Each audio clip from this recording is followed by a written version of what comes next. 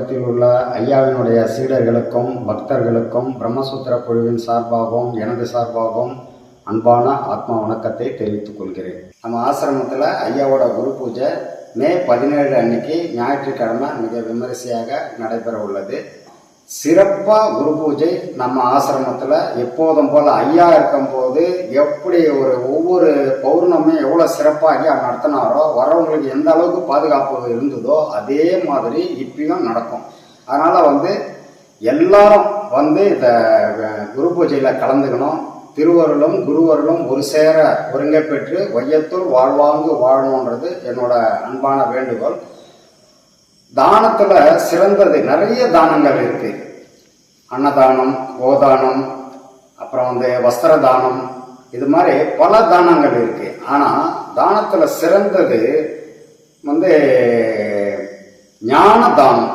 இந்த ஞான தானத்தை ஐயா உலகம் பூரா இருக்கிற எல்லா சீடர்களுக்கும் கொடுத்தாரு. அந்த நன்றி கடனை நம்ம திருப்பி செலுத்தி ஆகணும். ஏன்னா ஞானதானம்ன்றது அவ்வளோ எல்லாராலையும் கொடுக்க முடியாதது. அது குரு மட்டுமே கொடுக்க முடியும். அப்படிப்பட்ட ஒரு மிகச்சிறந்த ஒரு ஞான தானத்தை ஐயா உலகம் பூரா எங்க இருக்கிறீங்க, ஆணா பெண்ணா என்ன மதம் ஜாதி எதையும் அவர் பார்க்கல. வர்றவங்க அத்தனை பேருக்கும் அந்த ஆத்ம ஞானம் வேணுன்றதுக்காக ஞான தானத்தை கொடுத்தார். அதே போல ஐயாவின் சீடர்கள் உலகம் பூரா இருந்தாலும் தமிழ்நாட்டில் மிக அதிகமாக இருக்கிறாங்க.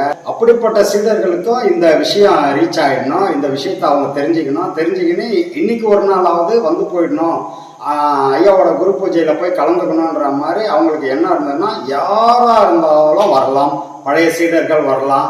அதே போல் இங்கே ஏற்கனவே அங்கே இது மாதிரி இருந்தது, இப்போ எனக்கு நான் அப்போல்லாம் அங்கே போகல, நான் இங்கே போனேன் அங்கே போனேன், எந்த மாற்று கருத்துக்கும் இங்கே வழி இல்லை. யார் வேணாலும் கலந்துக்கலாம். ஐயா கிட்ட ஐயா மாதிரி ஐயா என்ன நினைப்பாருன்னா யாரா இருந்தாலும் சரி, நல்லவங்க கெட்டவங்க, அவர் ஆன்மாவை மட்டுமே பார்க்கிறவர். அதே போல இங்க ஆன்மா மட்டும்தான் பார்க்கப்படும். நான் அந்த ஆன்மாவுக்கு தான் இங்க மரியாதையை தவிர இந்த உடலுக்கு மரியாதை இல்லை. அதாவது எப்பவுமே நேற்று இருந்தவங்க மாதிரி இன்னைக்கு இருக்க மாட்டாங்க. நெருநேல் உடன் ஒருவன் இன்றில்லை என்னும் பெருமை உடைத்து இவ்வுலகுன்னு வள்ளுவர் சொல்லியிருக்காரு. நேற்று அவங்களுடைய சூழ்நிலை, அவங்களுடைய மனசுல ஏற்படக்கூடிய அந்த தாக்கம் வேற மாதிரி இருந்திருக்கலாம். ஆனா இன்னைக்கு இங்க வரணும்னு நிறைய பேர் ஆசைப்படுவாங்க.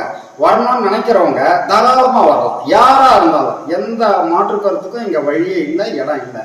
இவங்க ஏன் வராங்க, இவங்க அங்க இருந்தவங்களா, அந்த பேச்சுக்கே இங்க இடம் கிடையாது. எல்லாரும் வரணும், ஐயாவோட அருளை பெறணும் அப்படின்றது என்னோட தாழ்மையான வேண்டுகோள். பழைய சீடர்கள் கலந்துக்கலாம்.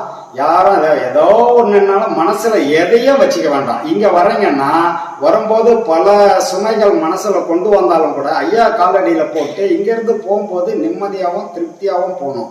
ஐயாவை பார்த்தோம், ஐயாவை தரிசனம் பண்ணோம், எனக்கு ரொம்ப சந்தோஷமா இருக்கு அப்படின்னு அந்த மன நிறைவோட போகணுன்றது தான் என்னோட ஆசை, வேண்டுகோள். அனைவரும் வருக.